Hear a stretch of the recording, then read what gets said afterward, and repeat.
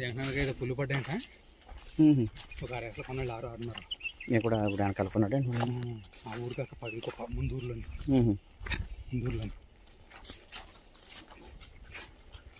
అది అలా పామెల తోట అలాగే ఉందాం. అది అలాగే ఉంది. ఇంకైతే ఇంకొక 8 సంవత్సరాలు పండుద్ది. అయిపోద్దాం. మాకు చేంజ్ చేస్తుంది కదా. చేస్తాడు.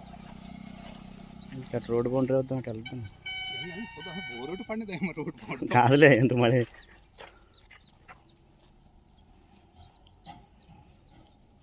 కరెంట్ పనులు కదా. గమ్మున స్తంభాలు గింబాలు వేసిన చేసిన